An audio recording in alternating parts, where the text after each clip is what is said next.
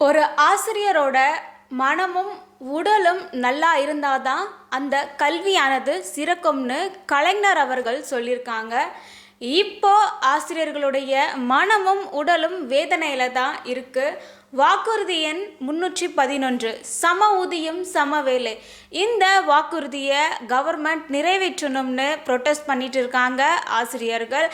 நாங்கள் எக்ஸ்ட்ராவாக எதுவும் கேட்கல, எங்களுடைய சேலரியை இன்க்ரீஸ் பண்ண சொல்லியும் நாங்கள் கேட்கல, எங்களுக்கு கொடுக்க வேண்டிய பேசிக் பேவை தான் நாங்கள் கேட்குறோம், வாக்குறுதி எண்ணான 311 தான் நாங்கள் கேட்குறோம்னு, சம வேலைக்கான சம ஊதியமானது வழங்கப்பட வேண்டும்னு அவங்களுடைய ப்ரொட்டஸ்ட்டை 4வது நாட்களாக அவங்க பண்ணிட்டு இருக்காங்க.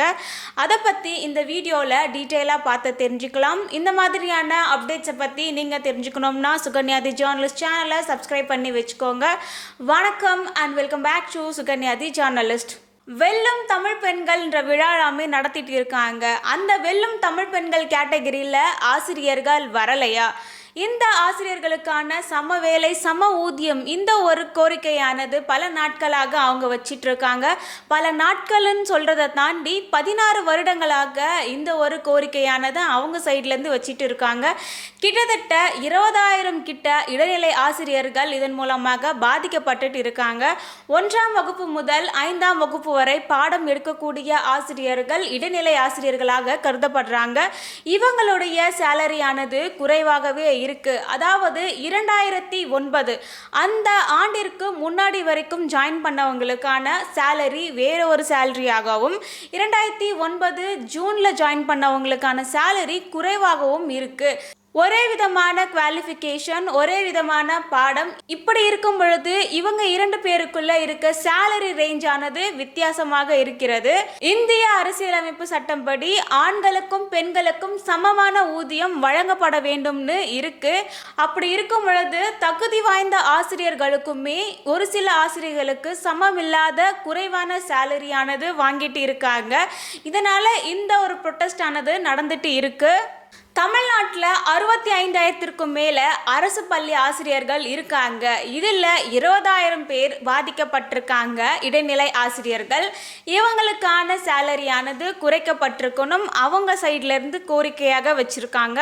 2018 முதல் 2019 வரை செங்கோட்டையன் அவர்கள் பள்ளி கல்வித்துறை அமைச்சராக இருந்திருக்காங்க அதிமுகவில். அவங்களுடைய ஆட்சி இருக்கும் பொழுது இந்த ஒரு கோரிக்கையானது 3 மாதத்துக்குள்ள ஒரு தீர்வானது கிடைக்கும்னு சொல்லியிருந்தாங்க. அப்போவும் ஆசிரியர்கள் அவங்களுடைய போராட்டத்தை நடத்திட்டு தான் இருந்தாங்க. அந்த டைமில் டிஎம்கே ஆசிரியர்களுக்கான களத்தில் இறங்கி அவங்களுக்கு சப்போர்ட் பண்ணியிருந்தாங்க. இன்னும் 3 மாதத்தில் டிஎம்கே உடைய ஆட்சியானது அமைக்கப்படும், அதுக்குள்ள நீங்கள் இங்க களத்துல இறங்கி போராடுறீங்கன்ற ஸ்டேட்மெண்ட்டை அவங்க சைட்ல இருந்து வச்சிருந்தாங்க. இப்போ ஆளுங்கட்சியானது ஆட்சியில இருக்காங்க. கிட்டத்தட்ட அவங்களுடைய ஆட்சியானது முடியவே போகுது, 5 வருடங்கள் கிட்ட ஆக போகுது. இன்னும் அவங்க சைட்ல இருந்து அவங்களுக்கு கிடைக்க வேண்டிய நீதியானது கிடைக்கவில்லை. டிஎம்கே ஆட்சியில வந்த பிறகு 3 மாதத்துல ஒரு அறிக்கையை வெளியிடணும்னு சொல்லியிருந்தாங்க. அதுக்கான குழுக்களுமே அமைச்சிருந்தாங்க. குழு கூட நகரும், ஆனா எந்த ஒரு குழுவும் நகரலன்னு ஆசிரியர்கள் சைட்ல இருந்து கோரிக்கையா வச்சிருக்காங்க. 3 மாதத்துல அறிக்கையானது வரும்னு சொல்லியிருந்தாங்க. கிட்டத்தட்ட 3 ஆண்டுகளே ஆயிடுச்சு. இன்னும் அவங்களுக்கு கிடைக்க வேண்டிய நியாயமானது கிடைக்கல. இவங்க தேர்தல் காலத்தில் மட்டும் ப்ரொட்டஸ்ட் பண்ணுறது கிடையாது. பல வருடங்களாக 16 வருடங்களாக இவங்களுடைய ப்ரொட்டஸ்ட் ஆனது நடந்துட்டு தான் இருக்கு. இவங்க இப்போ இந்த ப்ரொட்டஸ்ட் பண்ணுறதுக்கான ரீசன் 5 வருடங்கள் முடிய போகுது. இந்த வாக்குறுதியானது நிறைவேற்றப்படுவதற்கு இன்னும் குறைந்த கால அவகாசங்கள் தான் இருக்கு. 2026க்குள்ள இந்த ஒரு கோரிக்கையானது நிறைவேற்றணுன்றதுக்காக அவங்க களத்தில் இறங்கி போராடிட்டு இருக்காங்க. 2009 மே மாதத்திற்கு முன்பு 8,370ஆகவும், 2009 மே மாதத்திற்கு பின்பு 5,200ஆகவும் பேசிக் பே சேலரியானது இருந்துட்டு இருக்கு. ஆசிரியர்கள் இந்த ப்ரொட்டஸ்ட்டை மாணவ மாணவிகளுக்கு எந்த விதத்திலும் பாதிக்கப்படாத வகையில் அரையாண்டு விடுமுறையில் அவங்க ப்ரொட்டஸ்ட்டை பண்ணிட்டு இருக்காங்க. அது மட்டும் இல்லாமல் பொதுமக்களுக்கும் எந்த ஒரு வகையிலும் இடையூறு வந்துடக்கூடாதுன்றதுக்காக அற வழியில தான் அவங்களுடைய போராட்டமானது நடந்துட்டு இருக்கு. அப்படி இருக்கும் பொழுது காவல்துறை வலுக்கட்டாயமாக ஆசிரியர்களை கைது பண்ணிட்டு போற காட்சிகளும் நம்மளால பார்க்க முடிகிறது. நாங்க எங்களுக்கு தேவையான நியாயத்தை தான் களத்துல இறங்கி கேட்டுட்டு இருக்கோம். எங்களை இந்த நிலைமைக்கு கொண்டு வந்ததுமே நீங்க தான். அதனாலதான் நாங்க இந்த ஒரு ப்ரொட்டஸ்டுமே பண்ணிட்டு இருக்கோம். எங்களை ஏதோ ஒரு தீவிரவாதி மாதிரி ட்ரீட் பண்ணிட்டு இருக்கீங்க. ஒரு அடக்குமுறையாக எங்களை கைது பண்ணிட்டு போறது ஒரு நியாயமான்ற கேள்வியை அவங்க சைட்ல இருந்து கேட்குறாங்க. அது மட்டும் இல்லாமல் அவங்களுடைய இந்த கோரிக்கையானது கவர்மெண்ட் சைடில் இருந்தும் அமைச்சர்கள் சைடில் இருந்துமே நியாயமான கோரிக்கைன்னு பலரும் சொல்லிட்டு இருக்காங்க. அப்படி இருந்தும் அந்த ஒரு கோரிக்கையானது ஸ்டில் இன்னும் நிறைவேற்றப்படலை. எப்போ நிறைவேற்றுவீங்க, எங்களுக்கான நியாயத்தை கொடுங்கன்னு அவங்க ப்ரொட்டஸ்டில் இருக்காங்க. ஆசிரியர்களாக பல பேர் பெண்களாக இருக்காங்க. பெண்களுக்கு இங்க எங்க சமூக நீதியானது இருக்கு. இது மக்களாட்சியில எங்களுக்கு தேவையான ஒரு உரிமையை நாங்க போராட்டம் பண்ணி கேட்க கூடாதான்ற ஒரு கேள்வியும் ஆசிரியர்கள் சைட்ல இருந்து வச்சிருக்காங்க. அங்கே இருக்கிற ஆசிரியர்கள் பல பேர் மயக்கமே அடைஞ்சிட்டாங்க. பலருக்கான ஒரு ஷோல்டர் பெயின்ல இருந்து அந்த அளவுக்கு அவங்களுடைய ஹெல்த்துமே பாதிக்கப்பட்டிருக்கு. அப்படி இருந்தும் போலீஸ் அவங்கள வண்டியில் ஏற்றிட்டு கூட்டிகிட்டு போயிட்டு இருக்காங்க. ஆசிரியர்கள் இந்த வேலைக்கு ஜாயின் பண்ணி வரும் பொழுதே அவங்களுக்கு இந்த ஒரு சேலரி தான் மென்ஷன் பண்ணி தான் சொல்லியிருப்பாங்க.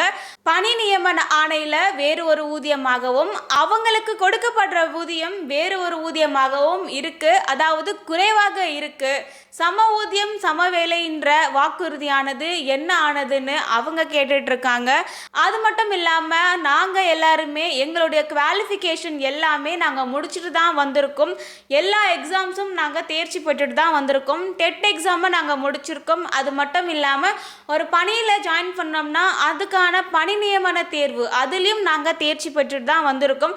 இதை தாண்டி எங்ககிட்ட என்ன ஒரு குறையானது இருக்குது. அமைச்சர்கள் சொல்கிறத தான் நாங்கள் ஸ்கூல்லையும் பண்ணிட்டு இருக்கோம். பாடங்களும் நடத்துகிறோம். ஒரு நாட்கள் கூட லீவ் போடாமல் பல ஆசிரியர்கள் குழந்தைகளுக்கு பாடத்தை சொல்லி கொடுத்துட்டு இருக்காங்க. அப்படி இருக்கும் பொழுது எங்களை இந்த நிலைமைக்கு ஆளாக்கிட்டு இருக்கீங்கன்னு அவங்களுடைய வேதனையாகவும் அதை தெரிவிச்சிருக்காங்க. அது மட்டும் இல்லாமல் இந்த ஒரு ப்ரொட்டஸ்ட்டை சம ஊதியம் சம வேலை இதுக்காக தான் நாங்கள் பண்ணுறோம். இதை நீங்கள் நியாயமான முறையில் எடுத்துகிட்டு போங்கன்னு ஊடகத்திற்கும் அவங்க தெரிவிச்சிருக்காங்க.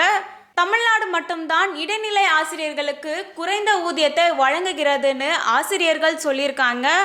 எங்களுக்கு நீதி கிடைக்கும் வரை இந்த ஒரு போராட்டமானது தொடரும்னு ஆசிரியர்கள் சைட்ல இருந்து சொல்லியிருக்காங்க.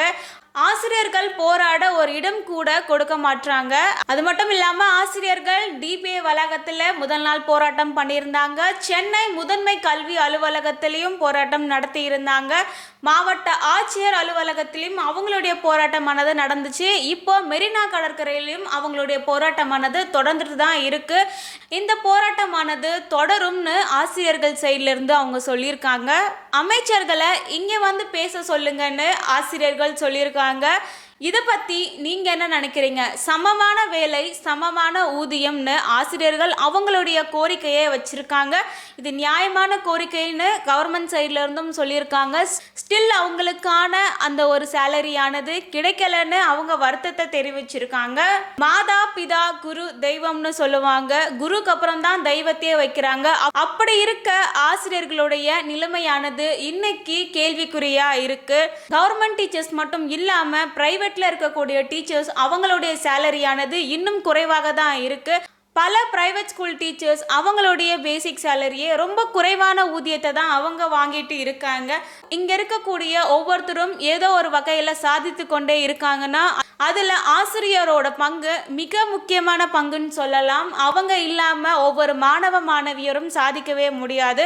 அவங்களுடைய அறிவுரைப்படி தான் நம்ம எல்லாருமே படிச்சுட்டு வந்திருக்கோம். ஸோ அவங்களுக்கு இந்த ஒரு கஷ்டமான சூழலில் நம்ம சைட்லேருந்து நம்மளுடைய சப்போர்ட்டை அவங்களுக்கு நம்ம கொடுக்கணும். ஆசிரியர்களுடைய இந்த நியாயமான கோரிக்கையானது நிறைவேற்றப்பட வேண்டும். இதை பற்றி நீங்கள் என்ன நினைக்கிறீங்கன்னு கமெண்ட்ல டைப் பண்ணுங்க. ஒவ்வொரு ஆசிரியர்களுமே இந்த நாட்டுக்கு தேவை. அவங்களுடைய சேவையானது வருங்காலத்தில் உள்ள மாணவ மாணவிகளுக்கு தேவைன்னே சொல்லலாம். குறிப்பாக அரசு பள்ளியில் இருக்கிற ஆசிரியர்கள் ஒரு ஏழை எளிய மக்கள் தான் அந்த ஸ்கூலில் வந்து படிப்பாங்க. ஸோ அவங்களுக்கு பாடம் கற்கக்கூடிய இந்த ஆசிரியர்களுடைய சேவையானது எல்லாருக்குமே தேவை. ஸோ அவங்க இல்லைன்னா நம்ம இங்கே யாருமே இல்லை.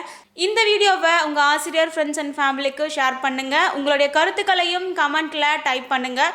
இந்த வீடியோ உங்களுக்கு யூஸ்ஃபுல்லாக இருந்தால் லைக் பண்ணுங்கள், கமெண்ட் பண்ணுங்கள், சப்ஸ்கிரைப் பண்ணுங்கள் அண்ட் இந்த வீடியோவை ஷேர் பண்ணுங்கள். ஆசிரியர்களுடைய இந்த ப்ரொட்டஸ்ட்டுக்கான அப்டேட்ஸ் ஆனது என்னவாகுதுன்னு நெக்ஸ்ட் வீடியோவில் பார்த்து தெரிஞ்சுக்கலாம். மீண்டும் ஒரு வீடியோவில் நம்ம மீட் பண்ணலாம். தேங்க்யூ, பாய்.